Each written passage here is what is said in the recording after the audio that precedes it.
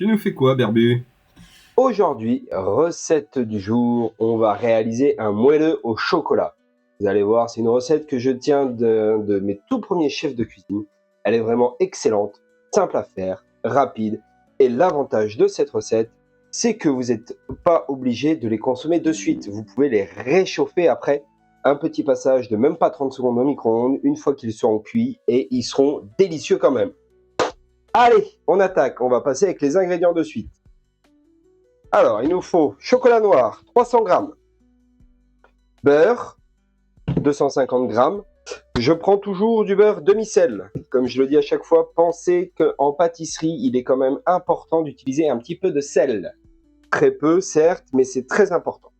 Ensuite, il nous faut 6 jaunes d'œufs, qu'on a ici, 6 œufs, voilà. Il nous faut 200 g de sucre, semoule blanc, et 80 g de farine. Et voilà. C'est très simple, pas besoin de grand chose pour bien faire un bon dessert. On va commencer par faire fondre notre chocolat. Pour ce faire, on se munit d'un bol en plastique parce que moi je le fais au micro-ondes, d'accord? Si vous êtes un petit peu patient, vous pouvez le faire au bain-marie tout simplement, sur le feu. Donc une casserole avec un bol, pas en plastique, en verre ou en métal qu'on vient poser dessus, et avec la chaleur de la vapeur d'eau, ça va venir faire fondre doucement notre chocolat. Au micro-ondes, ça fonctionne tout aussi bien et on peut gagner du temps. Il faut juste penser à faire chauffer tout doucement et pas trop longtemps d'un coup. D'accord? Pensez bien à ça. Et voilà. Donc là, j'ai cassé en petits carrés mon chocolat. Pourquoi? Parce que si je le laisse trop gros, ça va galérer à fondre, tout simplement.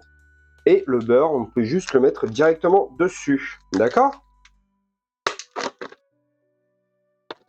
Hop là. Comme ça. On peut le couper en petits morceaux si on veut, il n'y a pas de souci. Ok? Et ça part au micro-ondes. Hop, on peut le laisser en 1000 watts, il n'y a pas de souci. Faites juste pas plus de 30 secondes à la fois. D'accord? C'est très important. Parce que si vous le chauffez trop d'un coup, trop longtemps, le chocolat risque de pas bien fondre en fait et il va commencer à brûler sur les bords. Et là, vous allez avoir vraiment un coup de brûlé dans votre préparation. C'est ce qu'on ne veut surtout pas. Ok? Les 30 premières secondes sont passées. On va toujours vérifier à chaque fois l'état. D'accord, c'est important. Hop. Le beurre commence à fondre. Regardez, voilà. Vous voyez, on a le beurre qui commence à s'être bien ramolli. On va repartir en micro-ondes.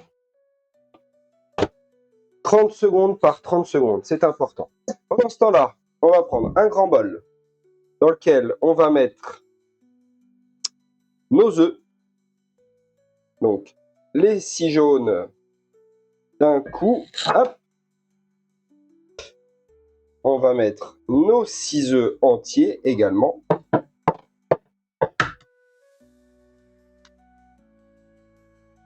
Et 6. Si jamais vous avez peur de mettre des coquilles, prenez un petit bol à côté, vous cassez vos œufs dans votre bol et après vous les remettez dans votre bol principal. Ça évitera que vous ayez des coquilles qui se mélangent. D'accord? Hop, ça c'est bon. J'ai le micro-ondes qui a sonné, on vérifie ça. Hop. Voilà. Ça commence à bien fondre. Hop, pensez à bien mélanger régulièrement, d'accord? Pour éviter que ça stagne sur le même endroit et que ça crame, d'accord? Et oui, le micro-ondes peut faire brûler. Vous retenez ça, c'est important. Il faut faire doucement avec les micro-ondes. Ça ne sert à rien d'y aller trop fort. Hop, pendant ce temps-là, du coup, on a nos œufs, on va rajouter notre sucre et on va blanchir nos œufs. Hop. Et voilà. On se prend un fouet. Si on a un KitchenAid à la maison ou un batteur électrique, on peut le faire exactement pareil. Ça ne risque rien. Ok? C'est simple et rapide.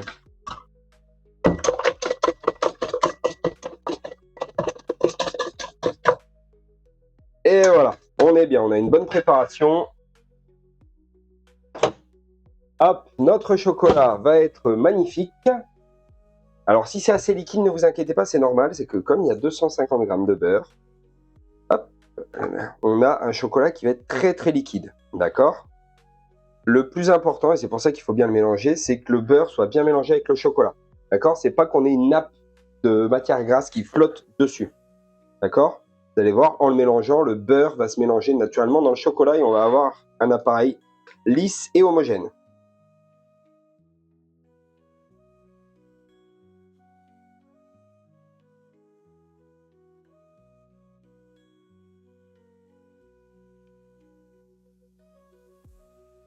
Voilà. Regardez. Une belle texture, il est brillant à souhait. On est bien. Faites attention, le chocolat, comme ça, a tendance à gicler. D'accord? Vous en mettez pas partout. Et maintenant, ce qu'on va faire, on va incorporer notre chocolat dans nos œufs. On peut tout mettre d'un coup, il n'y a pas de souci.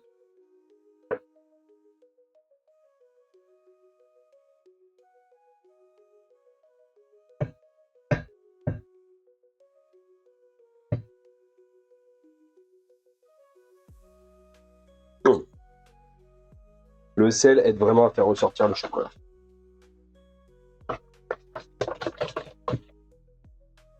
Et voilà, maintenant on mélange le tout bien ensemble, énergiquement. Pas besoin de s'inquiéter, est-ce qu'il faut y aller doucement ou pas? Là, on peut y aller. C'est pas le souci. D'accord? Hop là, voilà, regardez.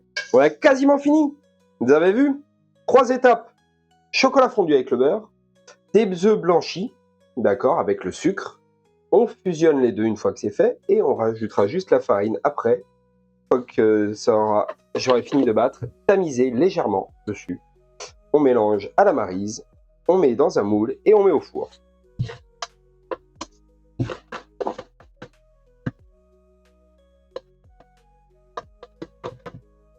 Voilà. Hop. Voyons voir ce que ça donne. Ouais. Si on veut un peu moins sucré, on peut légèrement réduire la dose de sucre. D'accord? Pensez-y.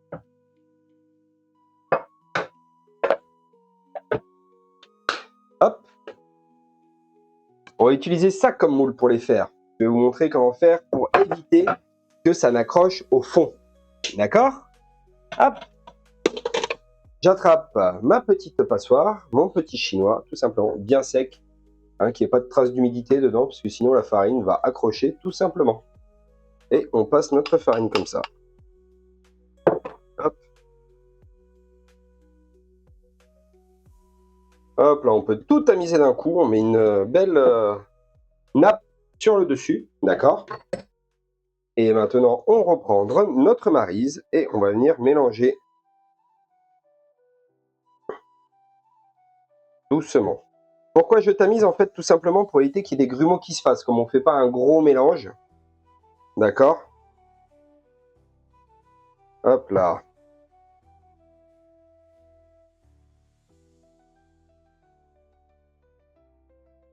Hop.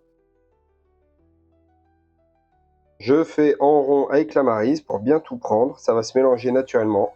Vous allez voir. Et on va être pas mal.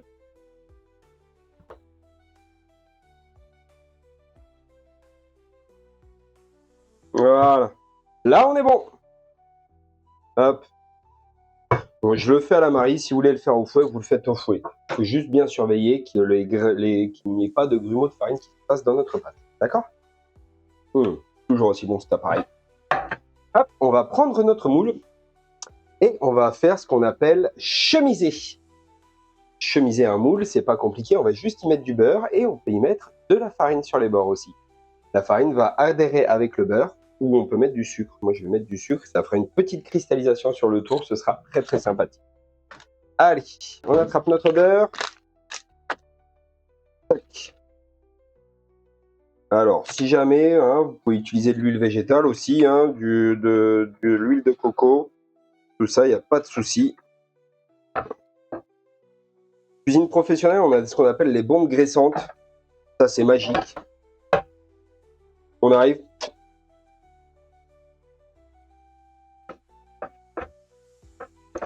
Tac. Et voilà. bien beurrer. On a dit on va les sucrer, nous. On peut fariner ou sucrer sans aucun souci. On reprend le petit pot de sucre. On va prendre une petite cuillère.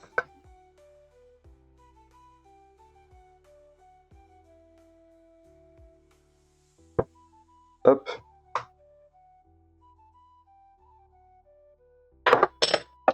Là, et là, on va tout simplement faire tourner. Le but du jeu est d'aller chercher les bordures aussi également. D'accord? Retenez bien ça. Hop. Et voilà. Hop. Le sucre, on le jette pas. Hein.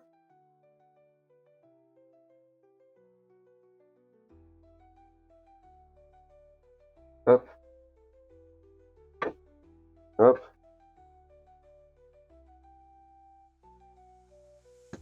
Voilà, on récupère.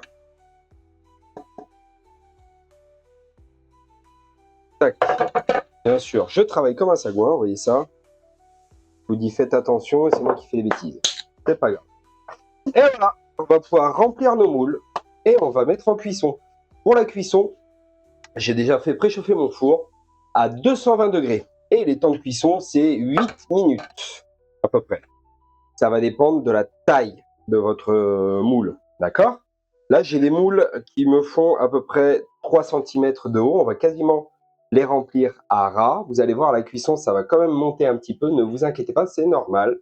Ok? Et on aura le cœur qui va bien tenir. C'est ça qui est hyper cool avec cette recette.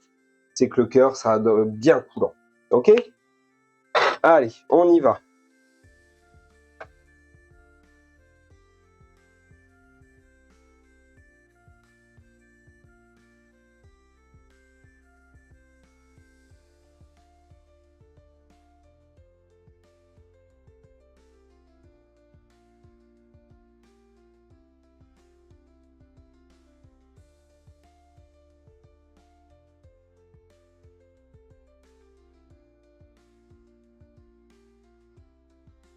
Et voilà, magnifique.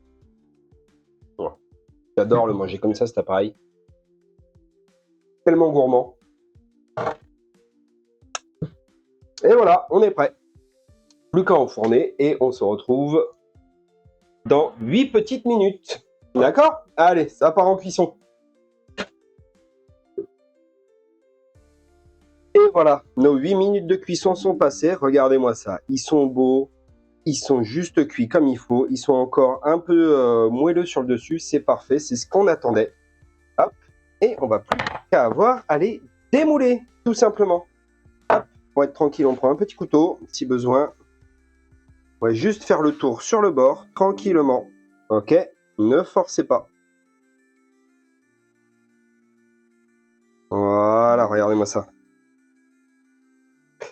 Il faut faire attention à bien passer sur la paroi. Le but du jeu n'est pas de le percer, parce que sinon on a tout qui va se carapater. Ok? Ah. C'est pour ça que je vous dis, c'est important de bien beurrer les moules, parce que sinon vous allez galérer et ils vont pas sortir et vous allez en mettre partout parce qu'ils vont se casser, tout simplement. Hop. Voilà, ils sont magnifiques, ils sont super souples. Hop là.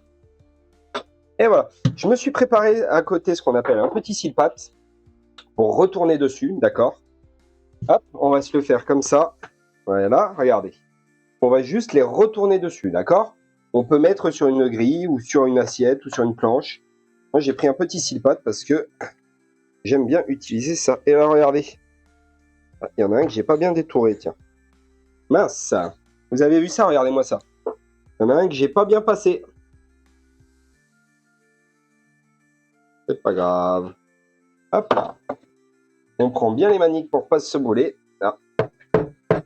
Ah ben bien sûr, il y en a un qui veut pas. Regardez. Ils sont super beaux. On a le dessous. Il va m'agacer. Hein. Vous allez voir, je vais pas réussir à l'avoir. C'est pas grave. On va le faire dans une assiette et on va voir directement ce que ça donne ensemble. Hop.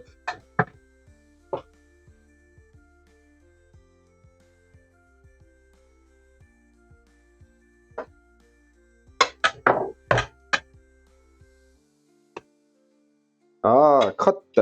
Eh oui, j'ai pas bien beurré ici. Regardez-moi ça, c'est pas grave. Vous avez vu ça, ce cœur coulant magnifique là? On est génial. Et voilà, plus qu'à déguster. Voilà. Super. Petite cuillère, on va se faire une petite bouchée pour voir ce que ça donne. Vérification toujours.